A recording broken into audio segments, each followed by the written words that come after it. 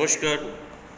सिद्धि हिंदी विद्यालय के YouTube channel में कक्षा 11वीं के सभी विद्यार्थियों का अर्थशास्त्र की क्लास में मैं हर्षद जानी रिवीजन के तौर पर आप लोगों का सबका स्वागत करता हूँ। विषय की शुरुआत करूँ उससे पहले सुंदर सा सुविचार कि जो रहता है हमेशा मेहनत के साथ, किस्मत नहीं छोड़ती कभी उनका हाथ। और इसी सुंदर से सुविचार के साथ आइए मिलकर 1 मिनट के लिए माता सरस्वती को भी याद कर लेते हैं।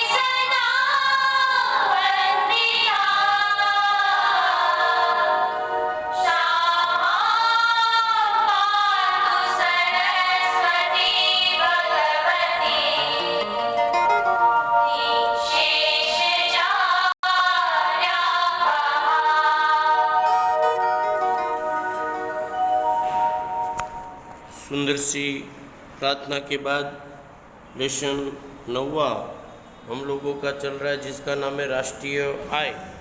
राष्ट्रीय आय के अंतर्गत रिवीजन में हमने बहुत सारे मुद्दों को देख लिया था।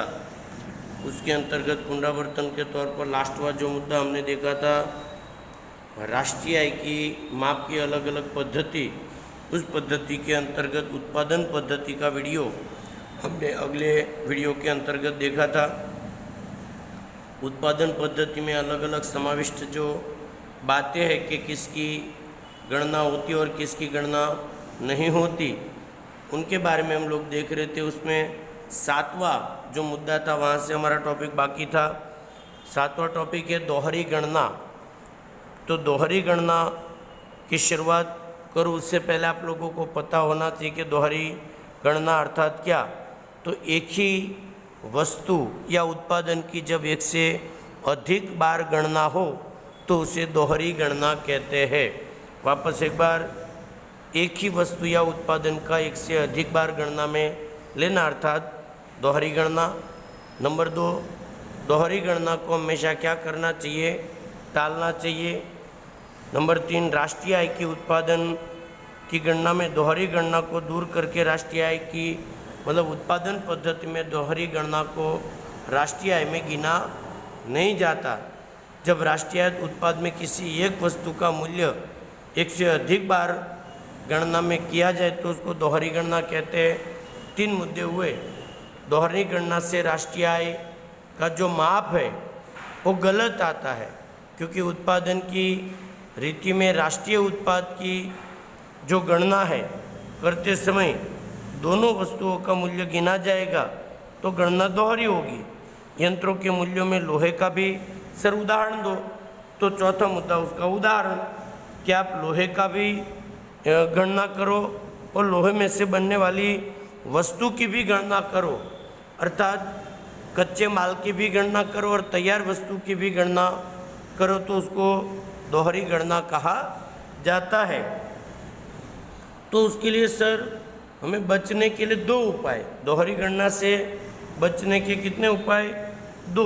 एक, सिर्फ अंतिम वस्तुओं का ही मूल्य गिनना चाहिए, और दूसरा, मूल्य वृद्धि की पद्धति का ही उपयोग करना चाहिए। अब ये मूल्य वृद्धि की जो पद्धति है वो आप लोगों की किताब के अंतर्गत चार्ट में आप लोगों को दी है। मैं आप लोगों को बताऊं मूल्य वृद्धि पद्धति की बात अगर, तो उसमें लिखा है कि सिर्फ अंतिम वस्तुओं का ही मूल्य गिना जाना चाहिए। इस पद्धति में अर्धनिर्मित वस्तु हो, मध्यम वस्तु हो, उनके बदले में सिर्फ जो तैयार वस्तु है उनको ही गिनना चाहिए। जैसे कि फाफड़ा है तो फाफड़े का मूल्य गिनना चाहिए, फाफड़े में कौन कौन से अन्य वस्तुओं का उपयोग हुआ है उनकी गणना नहीं करनी चाहिए। लोहे में से तैयार वस्तु की गणना करनी चाहिए, लेकिन अन्य कच्चे माल के रूप में कौन कौन सी वस्तु की गणना हुई है उनको गिनना नहीं चाहिए। उसके अलावा मूल्यवृद्धि की पद्धति मुझे आप लोगों को समझानी है, लेकिन वो अगले वीडियो के अंतर्गत समझाऊंगा। बीच में 8वां टॉपिक जो आप लोगों का है परोक्ष कर और सब्सिडी। तो वस्तु की बाजार कीमत में परोक्ष कर समाये होते हैं, इसलिए सरकार के द्वारा परोक्ष कर को घटाया जाता है और सब्सिडी को जोड़ा जाता है। मतलब उत्पादन पद्धति में परोक्ष कर को घटाया जाता है और सब्सिडी को प्लस किया जाता है। और उसके बाद एक और जो टॉपिक है पुनः विक्रय, अर्थात एक बार खरीदी हुई वस्तु को जब दोबारा बेचा जाए तो उनको भी राष्ट्रीय आय में गिना नहीं जाता। अर्थात उत्पादन की पद्धति में पुनः विक्रय की कोई भी वस्तु को राष्ट्रीय आय में गिना नहीं जाता। ये मुद्दे सारे आप लोगों को याद रखने। पूरा टॉपिक मैंने इतना ही बेटा कि भाई कौन सी आय को गिनना है और कौन सी आय को गिनना नहीं है।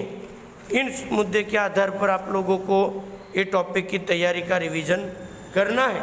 बाकी की बातें करेंगे अगले वीडियो के अंतर्गत। अंत तक वीडियो को देखा उसके लिए बहुत बहुत धन्यवाद। यदि वीडियो पसंद आता है तो लाइक, सब्सक्राइब और शेयर करना ना भूलें। बहुत बहुत धन्यवाद। जय हिंद, जय भारत, वंदे मातरम।